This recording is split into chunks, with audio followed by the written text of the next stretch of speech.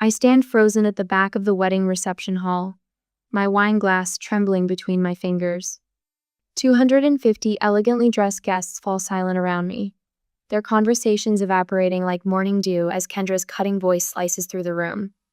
"Well, look who decided to grace us with her presence," she announces, gesturing toward me with her champagne flute. My stepdaughter finally left her little taco truck business to join real society. The crystal chandelier light catches on my simple navy dress, the one I spent 3 paychecks on, hoping to fit in just this once. A mistake, clearly. The light fractures through my wine, casting blood-red shadows across my hand. I search for Tyler across the sea of shocked faces. My brother stands near the head table, his new bride clutching his arm. Something in my expression must register, because the hope I'd been nurturing all day crumbles as I watch him glance at our father instead of coming to my defense. "Maybe she's finally ready to stop playing restaurant and get a real career," my father adds, the words slurring slightly. He laughs, too loudly, the same booming sound that once meant safety before it became the soundtrack to my erasure. Across the room, Abigail, Tyler's new wife, catches my eye. Her lips form the words, "I'm sorry," while her hand tightens around Tyler's arm. Too little, too late. Behind her, the catering staff moves with quiet efficiency, setting up for dinner service. White-gloved hands arrange gleaming silverware. The servers' faces remain professionally neutral, though one glances my way with a furrowed brow. This morning seems a lifetime ago. Tyler's handwritten wedding invitation had arrived last month, the personal note at the bottom reigniting a hope I thought long extinguished. "I miss you, sis." After 5 years of silence, those 4 words were enough to make me believe reconciliation was possible. I'd spent hours preparing, choosing the perfect gift. A handcrafted copper cookware set that cost nearly a month's profit, practicing cordial greetings in the mirror. "Congratulations, Tyler." "She's lovely." "It's good to see you, Dad." "The venue is beautiful, Kendra." Rehearsed lines that now stick in my throat like fish bones. I'd even offered my catering services as a peace offering. "No pressure," I'd written in my response. "Just something to consider." Tyler's polite refusal came quickly. "Thanks, but we've already booked someone with more formal experience." Yet I came anyway, convinced that blood might finally be thicker than Kendra's influence. That same old foolish hope had me ironing my dress this morning, applying makeup with a steady hand, whispering, "Today will be different," to my reflection. The whispers start at the edges of the room, spreading inward like ripples in a still pond. I place my untouched wine on a nearby table with deliberate care. Nothing hasty. Nothing that could be construed as emotional. The crystal makes a small, clear sound against the polished wood. I walk toward the exit, back straight, chin lifted, each step measured and unhurried. The carpet muffles my footsteps. The whispers follow me like shadows. A young waiter steps into my path, his eyes widening in recognition. "Miss Sanchez? Are you—" I shake my head once, slightly, and he steps aside. The heavy doors close behind me with a soft thud that echoes in the empty hallway. In the sanctuary of the corridor, I pull my phone from my clutch. 3 missed calls from Marco, my operations manager. A text message appears. "Boss, aren't you at the Anderson Mills wedding? That's our new acquisitions event." I stare at the screen. Read the message again, then a third time. 2 weeks ago, we'd finalized the purchase of Elegant Occasions, a mid-sized catering company with an established client list. I'd been so busy with the acquisition paperwork that I hadn't reviewed their upcoming events roster. The realization hits me like a physical blow. I now own the catering company serving my brother's wedding. I lean against the wall, a laugh catching in my throat. My father and Kendra are in there mocking my little taco truck business while eating food provided by my company. The company that now employs 40 people. The company that grossed 7 figures last year. I straighten, tucking my phone away. The hurt transforms, hardens into something else entirely. My reflection in the mirrored wall shows a woman I barely recognize. Eyes clear, jaw set, shoulders squared. They have no idea who I've become when they weren't looking. And they're about to find out. My knuckles turn white against the steering wheel. The wedding venue shrinks in my rearview mirror, but the weight in my chest remains. I pull into a deserted scenic overlook, cut the engine, and let the silence wash over me. Rain patters against the windshield, a gentle rhythm that pulls me backward in time. I'm 15 again, standing beside my mother's casket, rain drumming on the funeral tent. My father shifts beside me, his gaze drifting across the gathering to land on Kendra Palmer, his administrative assistant. Their eyes meet, hold. My stomach twists with something I can't name. 6 weeks later, Kendra is helping us organize the house. I come home from school to find my mother's photos missing from the walls. "Where are the family pictures?" I ask, panic rising. Kendra's smile doesn't reach her eyes. "Your father and I agree that redecorating will help everyone move forward." She pats my shoulder. "Change is healthy, Elena." That night, I hunt through the house, finally discovering Mother's photos boxed in the attic. 3 months later, the boxes disappear entirely. When I confront my father, he sighs like I'm being difficult. "Kendra donated some old things. We can't live in a museum, honey." The memories cascade faster now. College application season, my father reviewing Tyler's essays while I work the night shift at Denny's Purple Aster. My brother's 18th birthday, a new Camaro, in the driveway with a giant red bow. My straight-A report card met with a distracted nod over my father's newspaper. The rain falls harder against my windshield, matching the rhythm of my heart. Then comes the memory that broke me. 4 summers ago, my roommate forwarding a real estate listing. "Isn't this your address?" The familiar colonial with the yellow door. "Sold," emblazoned across the photo. I call my father, straight to voicemail. I text Tyler, who responds with shocked emoji. He didn't know either. I drive 90 miles an hour on the interstate, skidding into the driveway as movers load the last furniture into a truck. The backyard, my mother's garden, her roses that I'd helped plant when I was 9 bulldozed into mud, a construction crew already marking the outline for the new owner's pool. My father emerges from the garage, clipboard in hand. "What's happening?" My voice sounds foreign, strangled. He checks his watch. "The closing was yesterday. We're just finishing up." "You sold our house without telling me?" Mother's garden is gone. Tears burn my eyes. Her roses. "You don't live here anymore anyway." He signs the clipboard, hands it to the foreman. "Kendra and I found a condo downtown, better for our lifestyle." "What about Mother's things, the keepsakes in the attic?" His eyes slide away. "We downsized significantly."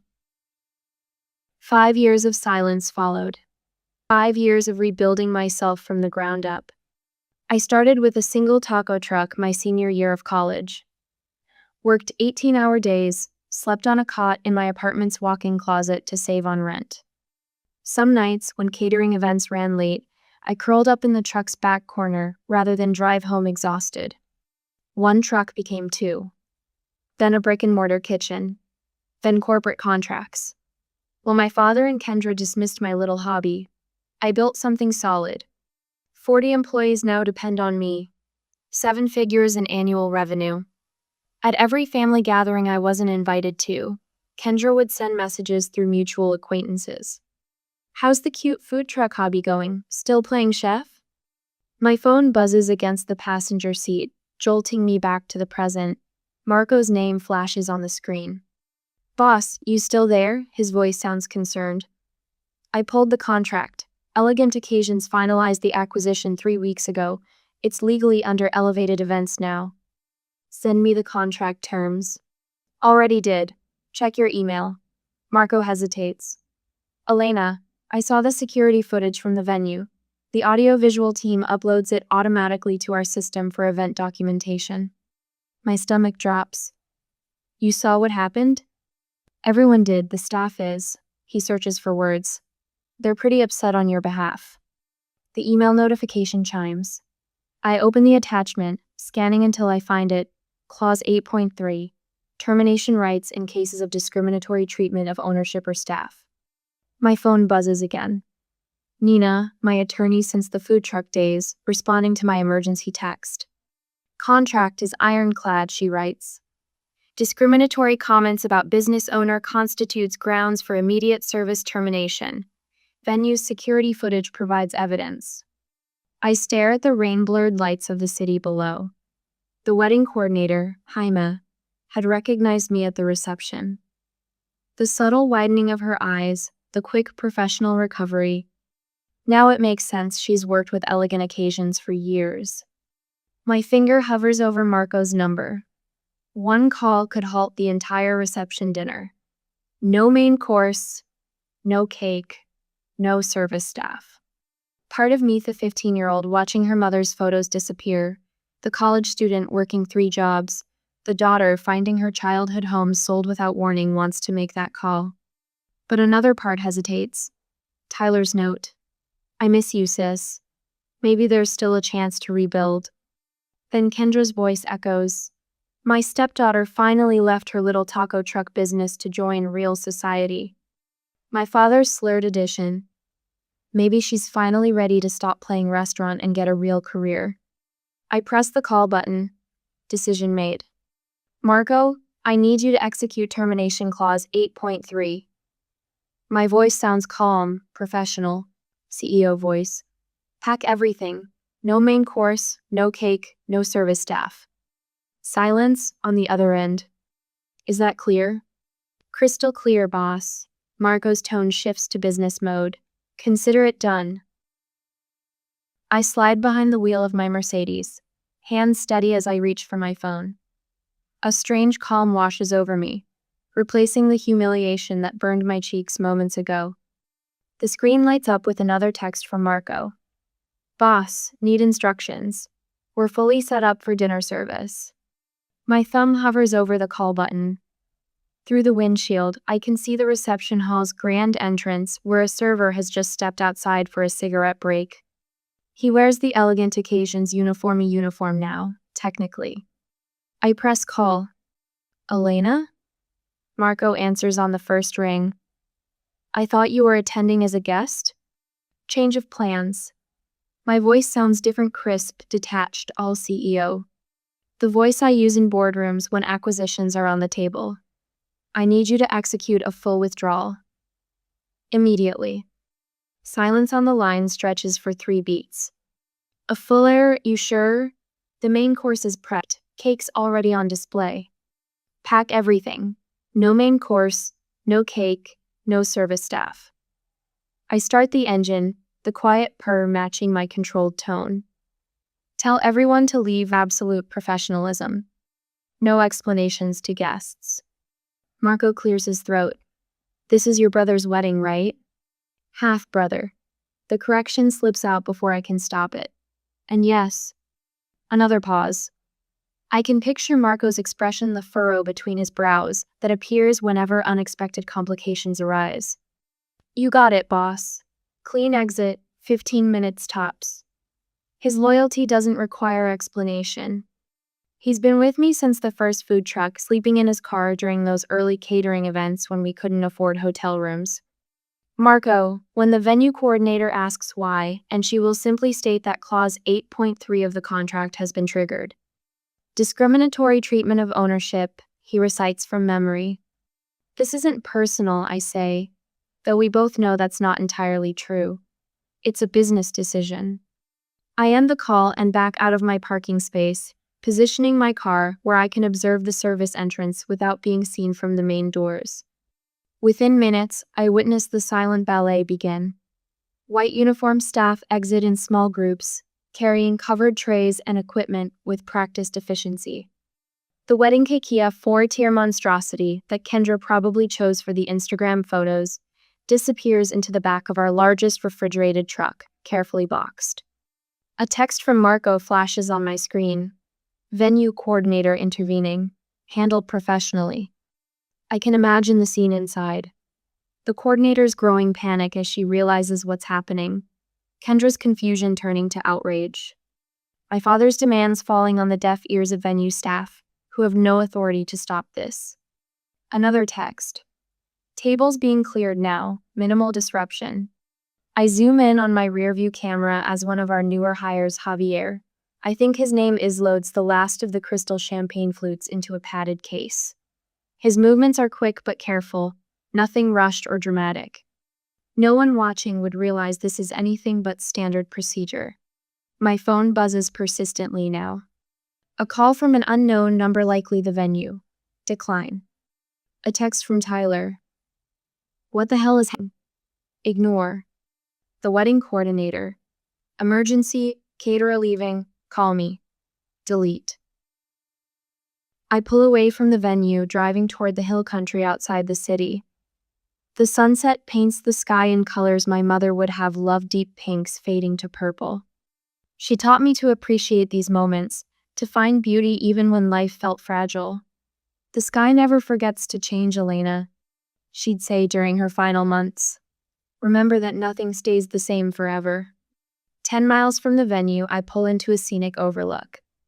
The city glitters below, distant and small. My phone continues its symphony of alerts. The weight I've carried for years, the dismissals, the casual cruelty, the erasure from my own family narrative doesn't exactly lift. But something shifts inside me, subtle yet profound. This wasn't a screaming match or a dramatic scene, just business consequences for personal disrespect. For the first time in years, a genuine smile forms on my lips. Small, but real. I take out a business card, the new ones, with the embossed logo that took 6 design revisions to perfect, and write on the back. Contract terminated per clause 8.3, discriminatory treatment of ownership. My phone rings again, Tyler this time. I silence it and pull back onto the road, heading home. By now, 250 hungry guests are wondering where dinner went. Kendra is likely in full crisis mode. My father, never one to handle unexpected challenges soberly, is probably at the bar. None of them know who actually pulled the plug. The name Elevated Events Catering appears on the contract, not Elena Sanchez, estranged daughter and sister. The business was registered under my corporation, with Marco as the signatory on this particular event. The connection is there, but requires actual interest in my life to discover something my family has never demonstrated. As I navigate the evening traffic, the calls continue, growing increasingly desperate. Tyler, the venue, unknown numbers, and finally, my father. Years ago, that last one would have sent me into a spiral of anxiety and hope. Now, I simply connect my phone to the car speakers and let box cello suite number 1 drown out the notifications. Sometimes the loudest statement is the one made in silence. I turn onto my street, where my condo building rises against the darkening sky. The doorman nods as I pull into my reserved spot. He doesn't know about my evening, about the power shift that occurred without a single raised voice. "Evening, Miss Sanchez," he says, opening my car door. "Everything all right? You're home earlier than you mentioned this morning." "Everything's exactly as it should be, Frank," I answer. And for the first time in a very long time, I mean it.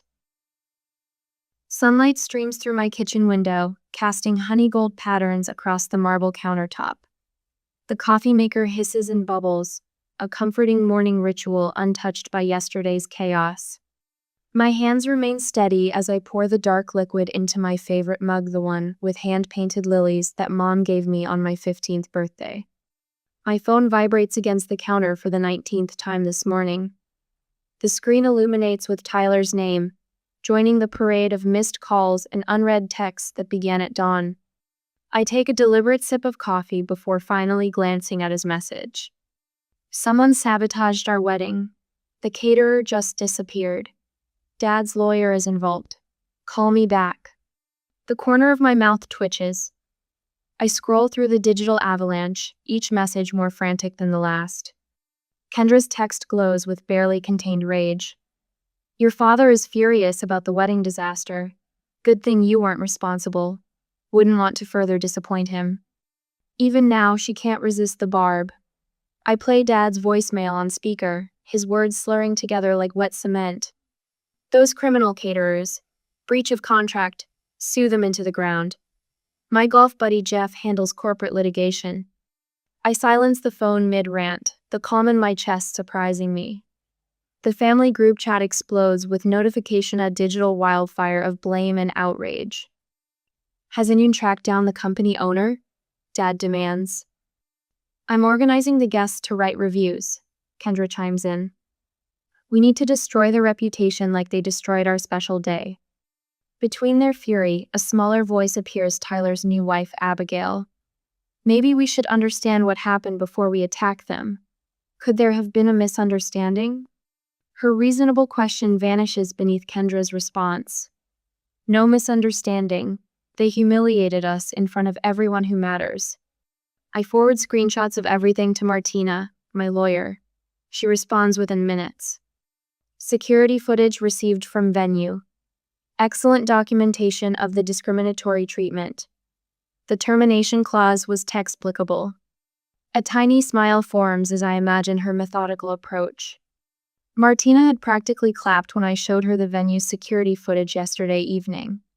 Kendra's theatrical mockery of my little taco truck business captured in high definition. My father's slurred reinforcement clearly audible. Your company's reputation remains spotless. She adds, 47 5-star reviews and not a single contract violation in 5 years. The evidence supports your position completely.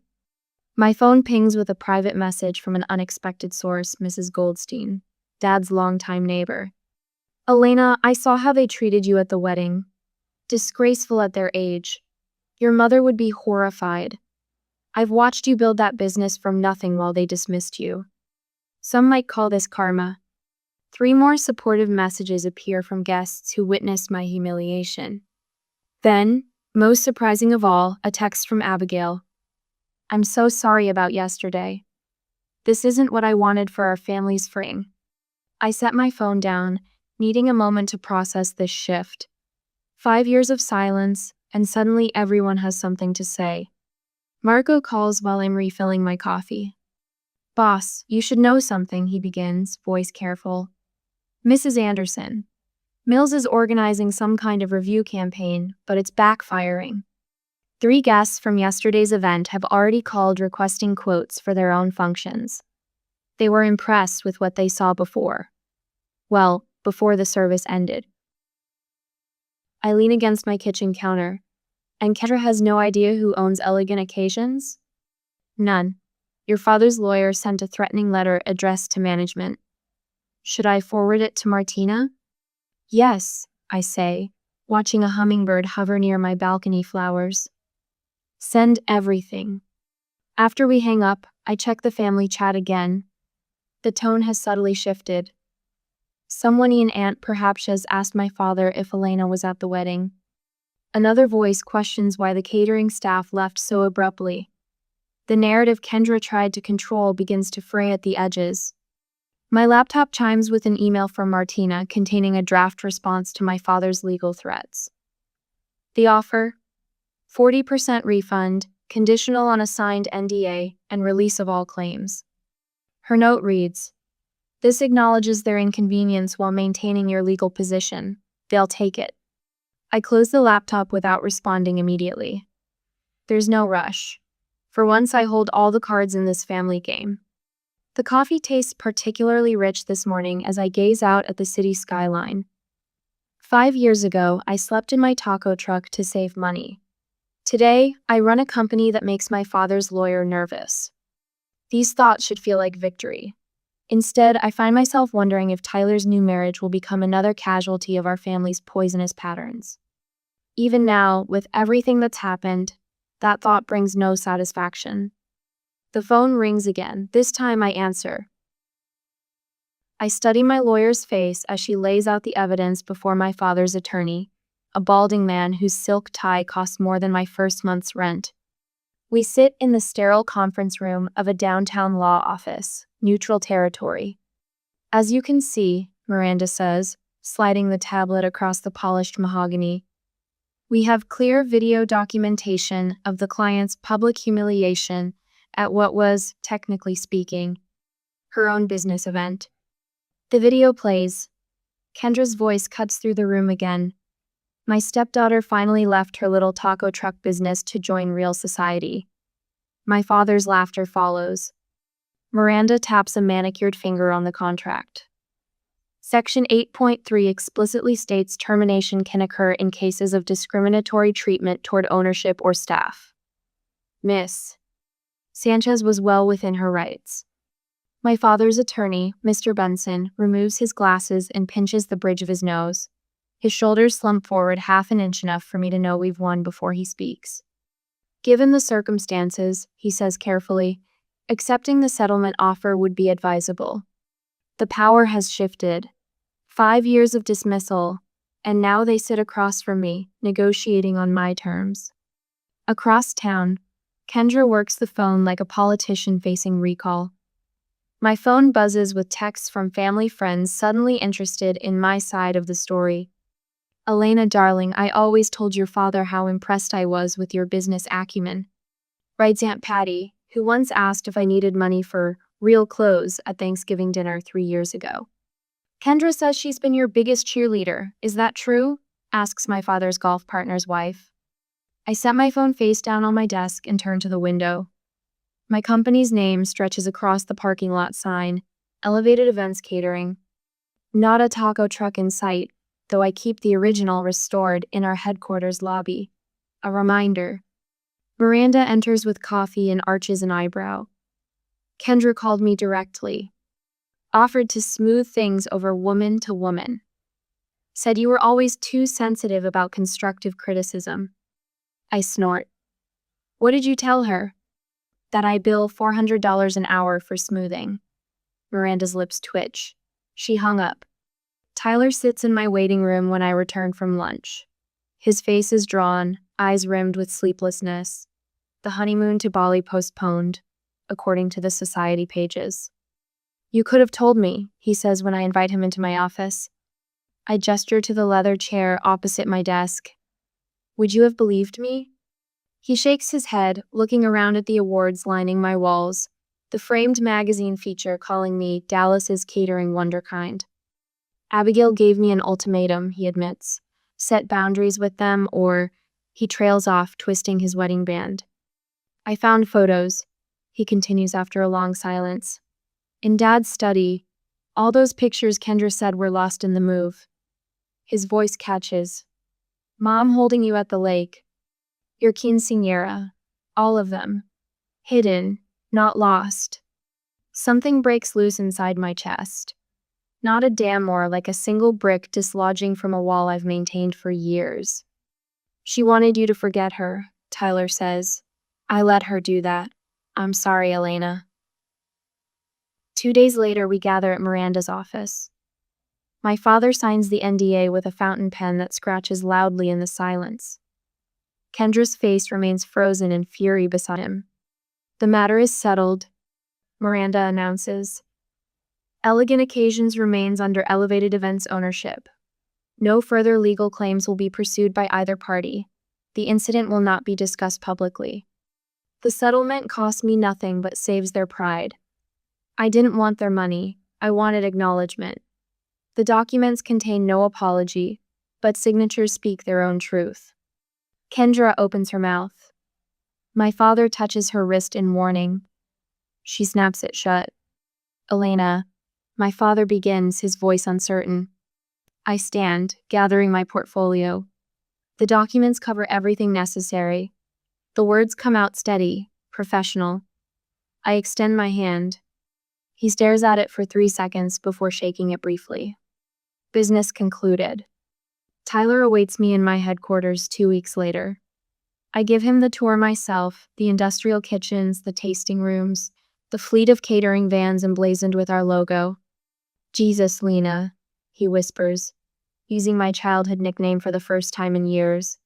7 figures, 40 employees, all this while they were. He trails off, staring at the original taco truck displayed proudly in our lobby. While they were telling everyone I was playing restaurant, I finished for him. Yes. He slumps into a chair in my office, running a hand through his hair. Kendra's been moving money, since before the wedding, Dad's retirement accounts, the house equity. I wait, saying nothing. I think that's why she pushed so hard for me to marry into Abigail's family, he continues. Connections, money, it was never about love. And now? Now Abigail and I are looking at houses in Austin. His smile reaches his eyes. Fresh start. Away from all of it. I nod, feeling neither triumph nor vindication, just quiet affirmation of what I've known all along. That sounds healthy. The Anderson Family Charity Gallery, newest client, bustles around me. I move through the crowd in a simple black dress, overseeing my staff with unobtrusive signals. 3 society matrons, who once ignored me at Kendra's garden parties, now compete for my attention. Elena, darling, we must talk about my daughter's wedding. Mrs. Whitfield gushes. I smile graciously and pass her my business card. My events coordinator would be delighted to set up a consultation. Across the room, Tyler and Abigail enter, making their first public appearance since the wedding disaster. Abigail spots me and weaves through the crowd, Tyler following. Beautiful event, she says, genuine admiration in her voice. Your staff is incredible. Tyler hands me a small velvet pouch. Found this in the packing, thought you should have it. Inside lies our mother's silver locket, the one Kendra claimed had been misplaced during the move. The cool metal warms against my palm, a small piece of my history reclaimed. I don't cry, don't gloat, don't need to. I simply stand in my truth, a woman who built an empire while they weren't looking. I stand at the floor-to-ceiling windows of my expanded headquarters, watching the sunset paint the Dallas skyline in hues of amber and gold. The new event space below stretches out in elegant minimalism copper accents, catching the fading light, tables arranged with mathematical precision. My reflection hovers like a ghost against the glass, and for a moment I see my mother's eyes looking back at me. 1 year. That's all it took to transform everything. On my desk, a silver frame holds a recent photo, Tyler and Abigail flanking me at their favorite restaurant, all of us laughing at something Abigail said. Beside it sits another frame, this one holding the business license for Elevated Events Catering. No longer seeking validation from people who refuse to give it, I've found something better. Peace in my own skin. My phone buzzes with a calendar reminder. Dinner with Tyler and Abby, 7:30. Our monthly tradition now, these dinners. Sometimes they're quiet affairs with deep conversation. Other times they're filled with laughter and plans for the future. Always, they're honest. I touch the small pendant at my throat, the only piece of my mother's jewelry I managed to save from the purge. Behind me on the credenza sits a photograph of the memorial garden I planted at my home. Rosemary for remembrance, lavender for peace. All the flowers my mother once tended, now growing again. Your 4 o'clock is here, Marco says from the doorway. My operations manager now gestures to a nervous-looking young woman clutching a portfolio. Send her in, I say, turning from the view. And Marco, thanks for staying late to prep for tomorrow's mentoring session. He nods, understanding the significance. The young entrepreneurs program all kids from broken homes, foster care, or family situations that mirror what mine once was. Giving them what I never had. Someone who believes in their vision. Last week, my father called. Our conversations remained brief, stilted with the awkwardness of too much history and too little practice at honesty. But they happen now. Small steps. His voice no longer slurs, and he's stopped defending Kendra's actions. Progress, of a sort. Kendra herself remains bitter, spreads occasional rumors about my business practices. I've learned to let them wash over me like rain on a window. My life no longer has room for her opinions. Tyler has found his own path to healing.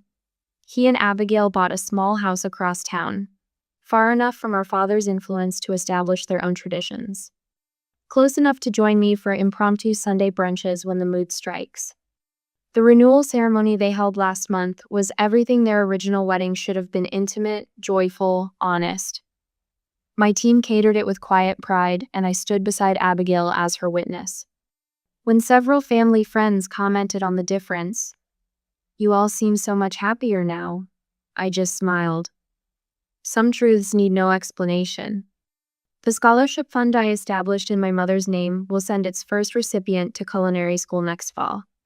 The original taco truck sits in our headquarters lobby, restored in Glamingo reminder of beginnings and persistence. Employees bring their children to see it. Tell them anyone can build something meaningful if they refuse to give up. Later, after everyone has gone home, I unlock my bottom desk drawer and remove an old photo album.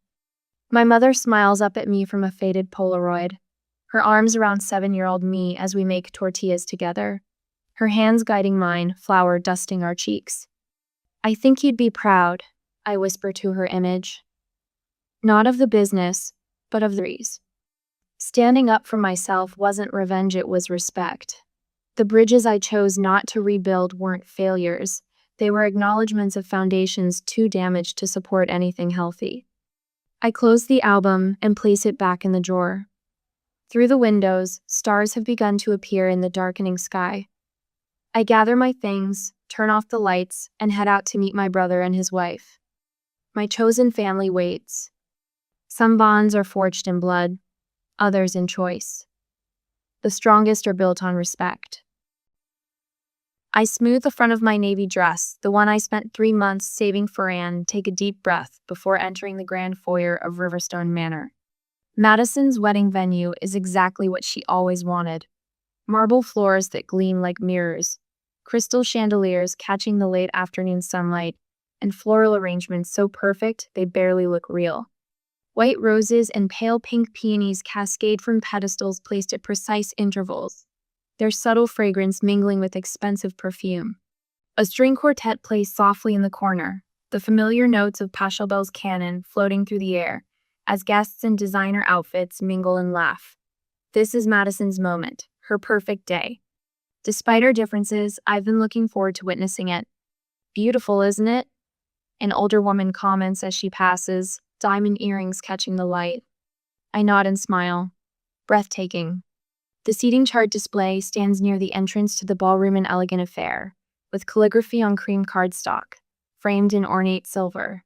Guests cluster around it, finding their names and table numbers with pleased murmurs. I hang back until there's a clearing, then step forward, my finger tracing down the family tables first. Table 1. Mother and Father Carson, Madison's godparents, Uncle Robert and Aunt Grace. Table 2. Grandparents, Ryan and his wife, cousins from Dad's side. I frown, scanning again. Perhaps I missed it. My finger moves more deliberately now, checking each name at tables 3 and 4, where extended family is seated. My name isn't there. I check again, my heart beating faster. Then I scan every table listed, eyes darting across all 14 arrangements. My name simply doesn't exist on any of them. "Can I help you find your seat?" I turn to see a wedding coordinator in a sleek black dress, clipboard in hand, and sympathy already forming in her eyes. She's seen this before, the confused guest, the awkward moment. "I'm Natalie Carson," I say, "the bride's sister." Something flickers across her face, discomfort, perhaps recognition. "Ah, yes, Miss Carson." She hesitates, then gestures toward the hallway. "You're at table 15. I follow her gesture and spotted a small round table positioned near the coat check, just outside the main ballroom. It stands alone like an afterthought, partially obscured by a decorative column. "There must be some mistake," I say, my voice sounding distant to my own ears. "I'm Madison's sister." The coordinator's smile turns brittle. "I'm sorry, but this is the arrangement I was given." She lowers her voice, specifically approved by the bride. Heat floods my face, rising from my chest to my hairline in a wave I can't control. The room suddenly feels too warm, too crowded. I'm aware of eyes on Memmy cousin Bethany, whispering to her husband, an aunt from Ohio, watching with undisguised curiosity. My stomach twists as though I've been physically struck. 29 years of being the forgotten middle child, the one whose accomplishments were acknowledged with distracted nods, while Madison's smallest achievements warranted celebration. and yet this still blindsides me. I remember Thanksgiving just 6 months ago, Madison glowing as she announced her engagement, the antique diamond sparkling on her finger. How I'd hugged her afterward, genuinely happy for her, despite our complicated relationship. I'd love to help with the planning, I'd offered. Just let me know what you need. Thanks, Nat, she'd said with that dismissive smile. But Denise? That's Blake's mom. She's got connections with all the best vendors. And Mom's been dreaming of this day forever. More memories surface. Mom and Madison poring over bridal magazines when I visited at Christmas, their conversation stopping when I entered the room. The group text about bridesmaids' dresses that somehow never included me. The way Dad changed the subject when I asked about wedding details over the phone. I'd told myself I was imagining the distance, that moving to Oregon for my teaching job had naturally created some separation, that family connections sometimes need time to adjust. I was wrong.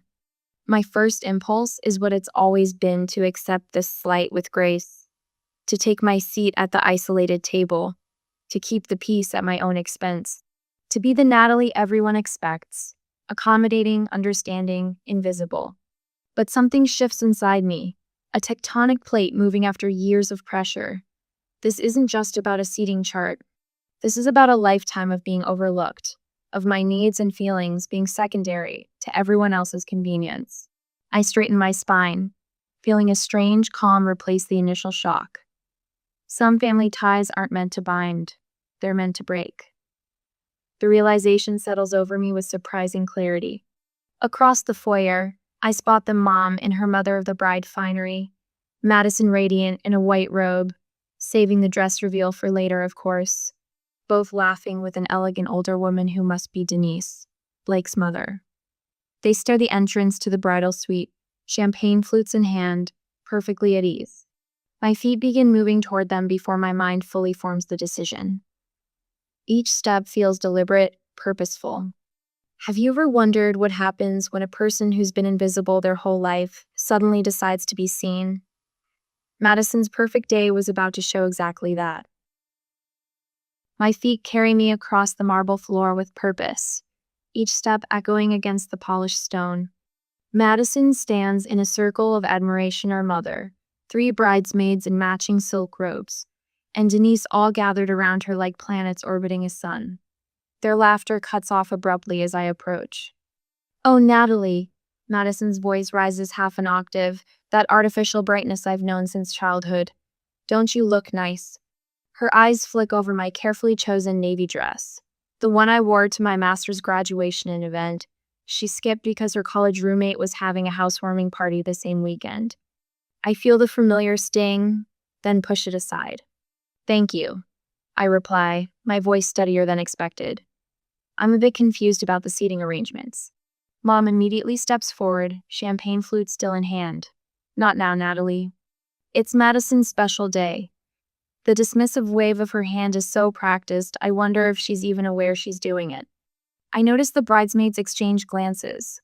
One of them, Jessica, I think takes a small step backward, as if removing herself from whatever is about to happen. A few guests linger nearby, their attention caught by our little tableau. I understand it's a special day, I continue, focusing on Madison. That's why I'm surprised to find myself seated at a table by the coat check, outside the ballroom. Madison's perfect smile falters, then reassembles itself. "We had to prioritize close family at the main tables," she says, her voice carrying just enough for the growing audience to hear. "I am close family." The words come out simple, factual. Something shifts in Madison's eyes, a calculation. A decision. "You're not really immediate family anymore, Natalie." She straightens her silk robe, embroidered bride, catching the light. "You moved away, you barely visit, and honestly, we're just in different places now." The blow lands with precision. In one sentence, she's rewritten our entire history, 29 years of shared bathrooms, Christmas mornings, and family vacations erased, because I dared to build a life that didn't revolve around Cedar Falls, Iowa. Mom steps closer to Madison, a united front.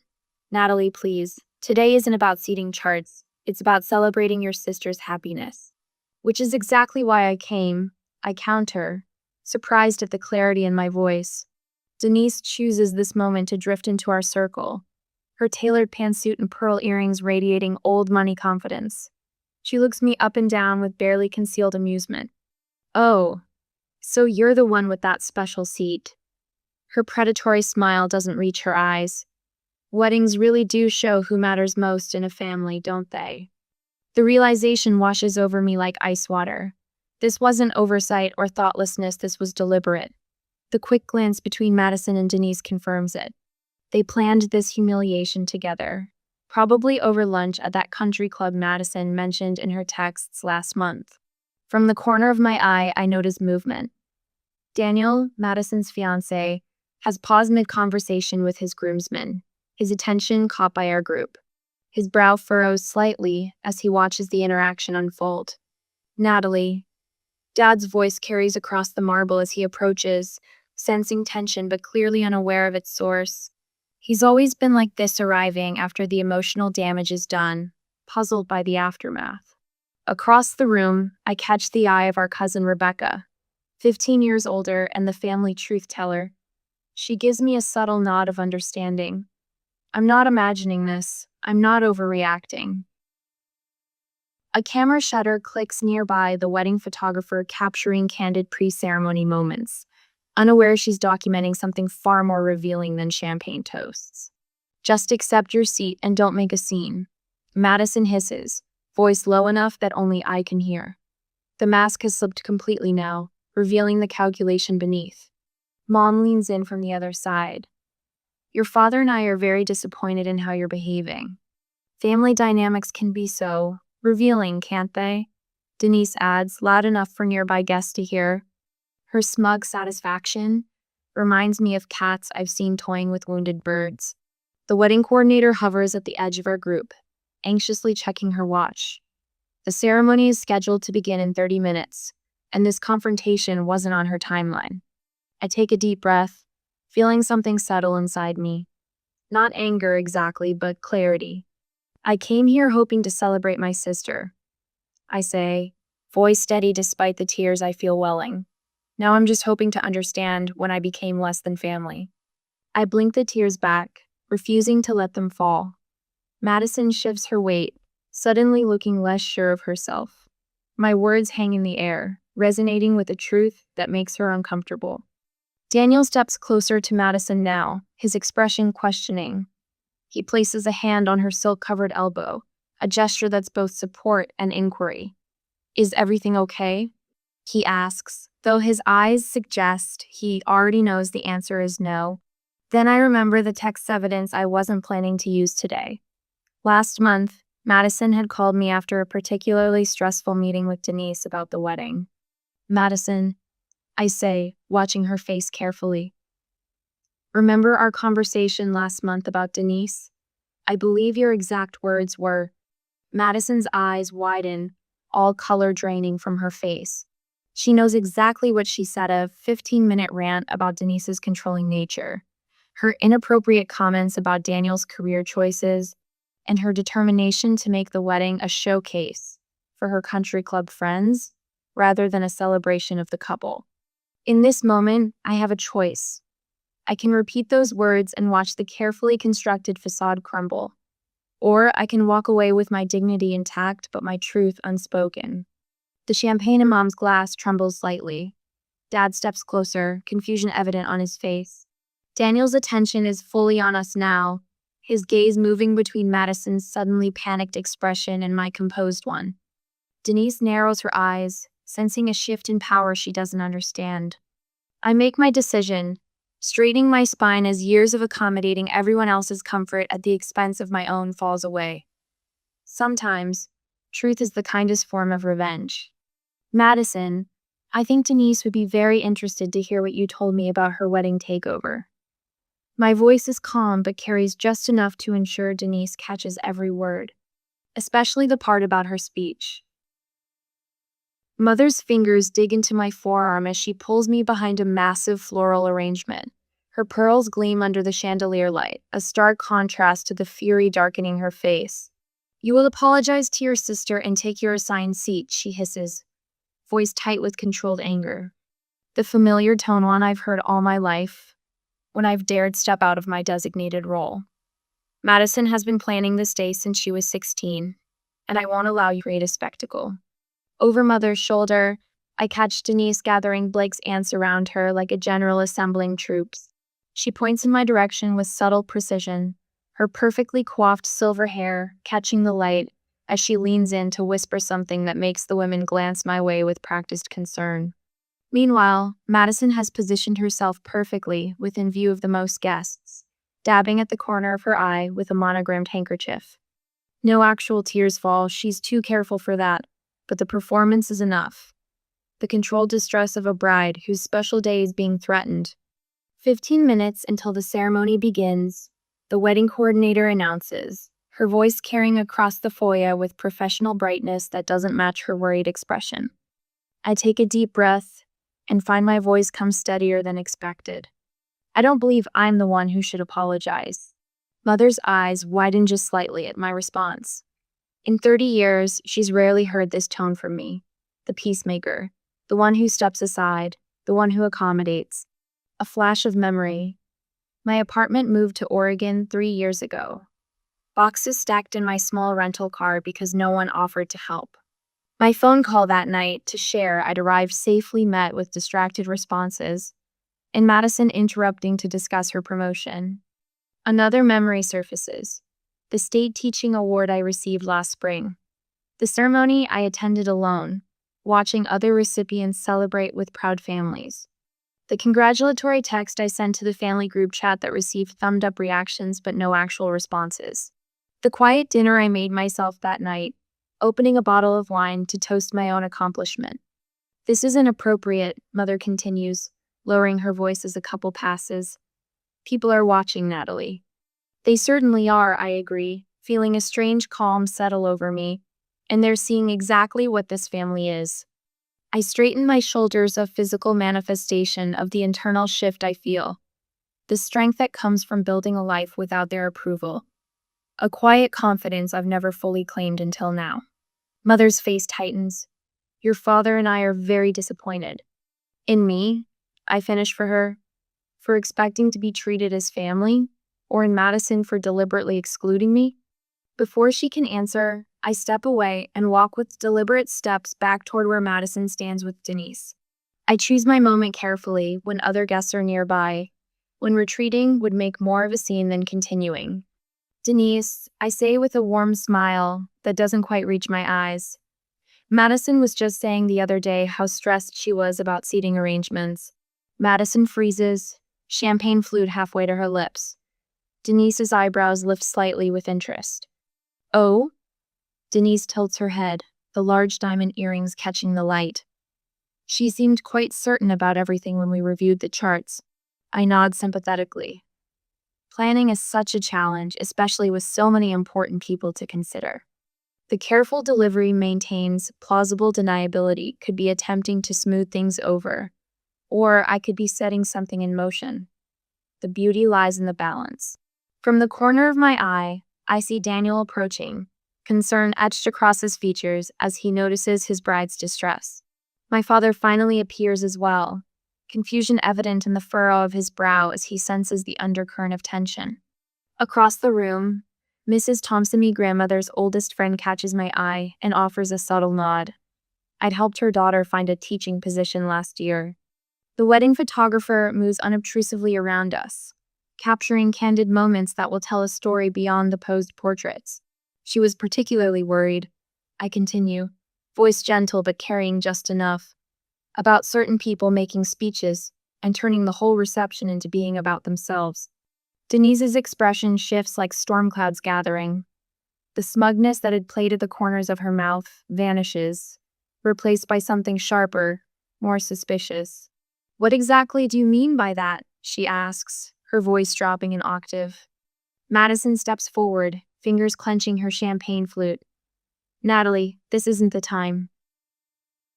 Madison. Daniel interrupts, his voice carrying that particular note men use when they've just realized something important. Did you really say that? The air between us changes.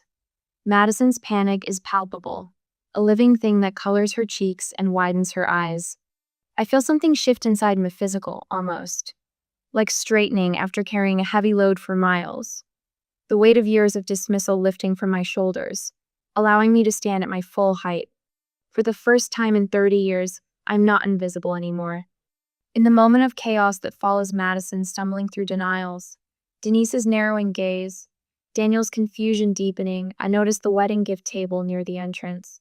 My present sits there, wrapped in silver paper I spent an hour selecting, with a card containing words of forgiveness and love I'd written even after learning about the seating chart. Without hurry, I move toward the champagne table and select a glass with unhurried confidence. The cool stem between my fingers grounds me in the moment. I take a small sip, watching the scene unfold with a clarity I've never experienced before. Denise turns to Madison, her voice cutting through the murmurs of nearby guests. "Is this why you tried to change my speech 3 times?" she demands, no longer bothering with discretion. "What exactly were you afraid I would say?" Madison's desperate denial crumbles under pressure. "It wasn't like that, I just thought with so many speeches already." I sip my champagne, watching the scene unfold with a strange sense of detachment, mixed with satisfaction. Some revenge is best served not cold, but with perfect timing. Have you ever witnessed someone who always got their way finally face consequences? What was that moment like? The truth revealing itself doesn't require my narration. It simply needs the right moment to emerge. I position myself carefully behind a large floral arrangement, close enough to hear Madison and Denise, but not so obvious that they notice me immediately. The string quartet has shifted to Vivaldi, providing just enough background noise to mask my presence while still allowing me to catch every heated word. "What else have you been saying about me?" Denise demands, her perfectly coiffed silver hair remaining immobile despite her agitation. Her diamond tennis bracelet catches the light as she gestures emphatically. "First my speech, now this?" Madison's eyes dart nervously around the gathering crowd. "Please, Denise, we can discuss this later." "Later?" Denise's voice rises, drawing the attention of nearby guests. "After I've made a fool of myself with that speech you approved, the one you secretly told your bridesmaids was trying too hard to be sentimental." I take a measured sip of champagne, allowing the dry bubbles to dance on my tongue. There's a strange calm settling over me as I watch 29 years of Madison's carefully constructed image begin to unravel. All it took was one truthful comment, planted at precisely the right moment. Mother swoops in, her lavender mother of the bride dress rustling as she positions herself between Madison and Denise. "Denise, you know how brides get before the ceremony. Madison adores you." The lie hangs in the air, as transparent as the crystal flutes in our hands. 2 weeks ago, Madison had texted me a 3-paragraph rant about how Denise was hijacking her wedding with outdated opinions and embarrassing stories. I noticed Daniel watching from near the ballroom entrance, his groomsmen shifting uncomfortably behind him. His gaze moves from Madison to me, then back again. Understanding dawns in his eyes, not anger, but recognition. I wonder how many times Madison has shown him one face, while revealing another elsewhere. "She's doing this on purpose to ruin my wedding." Madison suddenly points directly at me, mascara already beginning to smudge beneath her right eye. Her bridal robe slips off one shoulder as she gestures wildly. "She's jealous. She's always been jealous." Denise scoffs, the sound sharp as a blade. "Don't blame your sister for your own words, Madison." Guests are no longer pretending not to notice. Aunt Catherine from Michigan whispers to Uncle Paul. Cousin Bethany, who always idolized Madison, stands with her mouth slightly open. The murmurs spread like ripples in still water, the family narrative shifting before my eyes. The golden child's shine dulling with each passing second. Dad finally approaches, confusion evident in the deep creases of his forehead. What exactly is going on here? His voice carries the authority it always has, but for once, it's not directed at me. Daniel steps forward, taking Madison's elbow. "We need to talk. Now." His voice is quiet but firm as he guides her toward a side room. Madison throws one last desperate glance at our mother, who seems frozen in place. To my surprise, Dad moves to stand beside me. His cologne, the same old spice he's worn since I was a child, brings an unexpected lump to my throat. For the first time in memory, he isn't rushing to Madison's defense. Instead, his weathered hand rests lightly on my shoulder, a gesture so simple yet so profound, I almost lose my carefully maintained composure. I always thought that seating arrangement was strange. Comes a voice beside me. Aunt Judith, Dad's older sister, has appeared at my side. Her weathered hand pats my arm. Your grandmother would have never stood for it. That woman knew family comes first, real family, not this. Performance. She gestures toward Madison with a subtle tilt of her head. Two of my cousins drift closer, offering small nods of acknowledgement. Ryan's wife, Lisa, whispers, "Are you okay?" The support feels foreign after years of standing alone. The wedding coordinator approaches Madison's mother, clipboard clutched to her chest like armor. "Mrs. Carson, we're 30 minutes behind schedule."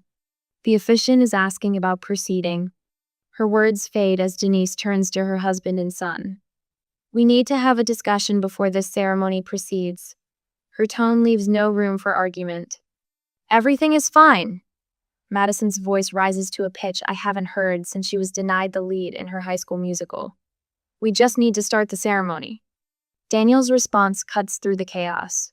"Not until we sort this out." 4 simple words that hold the weight of a future being reconsidered. I finish my champagne, savoring the last drop as I watch Mother's carefully constructed facade crumble. Her hands flutter uselessly at her sides, her practiced society smile replaced by naked panic.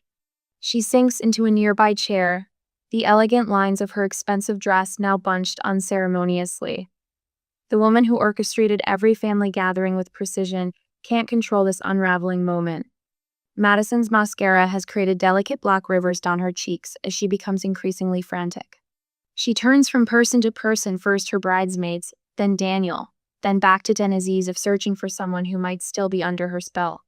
Her maid of honor stands awkwardly to the side, no longer sure of her role in this altered script. Across the room, Denise confers intensely with her husband, pointing emphatically toward Madison. Mr. Phillips, gray-haired and distinguished, nods gravely. Denise's brother joins them, leaning in to catch every word. The Phillips family has formed its own tight circle of whispered consultation. The wedding party has splintered before my eyes. Half of the bridesmaids hover near Madison, their matching pink robes clustered like cherry blossoms. 2 others have drifted toward the outer edges of the room, exchanging meaningful glances. Daniel's groomsmen stand in an uncertain cluster, loyalty to their friend visibly wrestling with the awkwardness of the situation. One checks his watch, another loosens his tie. With unhurried steps, I make my way toward the gift table, where my carefully wrapped present sits among the others. The heavy cream envelope bearing my handwriting rests against the silver paper, containing the heartfelt letter I wrote before I knew the truth. "Are you leaving?" The wedding coordinator appears beside me, her professional mask slipping to reveal genuine concern. I offer her a small smile. "I'm just making one small adjustment." My hand reaches for my carefully wrapped present, the antique first edition of poetry I'd spent months hunting down because Madison once mentioned liking the author. Inside, my inscription wishes for a marriage built on honesty and mutual respect. How ironic those words seem now. Madison breaks away from Daniel, her perfectly manicured hand slipping from his arm as she hurries toward me. Tears glisten in her eyes, not the messy, genuine kind, but the calculated tears that have worked on our parents for 27 years. "Please, Nat," she says, voice quivering just enough. "This is my wedding day. Can't you just sit where we planned?" Mother appears at her side, a united front as always. Her expression is hardened from embarrassment to anger. "Natalie Carson, don't you dare ruin your sister's special day." Across the marble foyer, Denise stands with her arms crossed, no longer bothering to hide behind social niceties. The truth about Madison's text messages has stripped away that veneer. She watches our exchange with the sharp attention of someone tallying points in a game. "Either take your seat in the hallway," Madison whispers, "or everyone will know you're the villain who ruined my wedding." The string quartet has shifted to a more urgent melody, a subtle reminder that time is passing. Dad approaches, his face creased with concern rather than understanding. "Let's all calm down and proceed with the ceremony," he says, patting the air with his hands as if he could physically press down the tension rising between us. People are being seated. We're on a schedule. Behind him, guests filter into the ballroom, some casting curious glances our way. The wedding coordinator taps her clipboard nervously, checking her watch for the third time in as many minutes. Madison leans in, her expression hidden from the others. "I'll never forgive you if you ruin this for me," she hisses, breath warm against my ear. Never. 29 years of these moments flash through my mind, the subtle threats, the emotional manipulation, the way our family always coalesces around Madison's desires. But something has fundamentally shifted inside me. The familiar weight of accommodation feels unbearable now. "Miss," the wedding coordinator interrupts, "we really need everyone seated now. We're already 20 minutes behind schedule." I straighten my spine and feel my voice emerge, calm and clear enough to carry. "I came here as family, Madison." The foyer quiets at my tone, which isn't loud but carries an unfamiliar authority. "But according to you," I continue, holding my sister's gaze steadily, "I'm not really immediate family anymore." I pause, feeling the weight of every eye on us, the suspended breath of the moment. "So, I should respect your wishes." Rather than moving toward the hallway table, I turn toward the gift table. My fingers find the package I placed there earlier, cream paper with a blue ribbon, containing the antique silver frame I spent months hunting down to hold Madison's wedding portrait. "Miss, please," the coordinator says, nearly jogging toward me. "We really need everyone seated right now." I lift my gift from the table, cradling it in both hands. Madison gasps, her perfect makeup finally cracking with genuine emotion. "Are you seriously taking your gift back? Why would I give a gift to a family that doesn't consider me part of it?" My voice remains even, almost gentle. From nearby comes an unexpected sound, Denise's audible snort of approval. Our eyes meet briefly across the foyer. I turn to face Denise directly. "Madison has quite a collection of text messages about you." The words land precisely where intended. Denise's eyebrows rise as she looks sharply at Madison. I shift my attention to Daniel, who stands frozen midway between his fiancée and his mother, and about her expectations for your marriage. His expression transitions from confusion to dawning realization. To my parents, who stand utterly still, and about how family obligations are just for show. I don't reveal everything, just enough to confirm there's more. The beauty of truth is that it needs no embellishment. Madison's face has drained of color, leaving her blush too bright against suddenly pale skin. Her hands flutter uselessly at her sides. I take a step toward the exit, then pause. These will be my last words to them for some time, and they deserve careful selection. "I hope your special day shows you exactly who you are," I tell Madison, meeting her eyes with newfound clarity. To Mother, whose rigid composure has finally begun to crack. "And I hope someday you realize what you've lost." Dad meets my gaze, and for once, I don't look away first. Silence in the face of cruelty is its own kind of betrayal. Then I turn, gift in hand, and walk toward the exit. My heels click distinctly against the marble floors, each step more confident than the last. The navy dress I saved for months to buy suddenly feels exactly right, the color of the deep water I'm navigating toward freedom. Behind me, the carefully orchestrated wedding dissolves into chaos. "I think we need to have a serious conversation before this proceeds," Denise announces to Daniel, her voice carrying. "Everything is fine."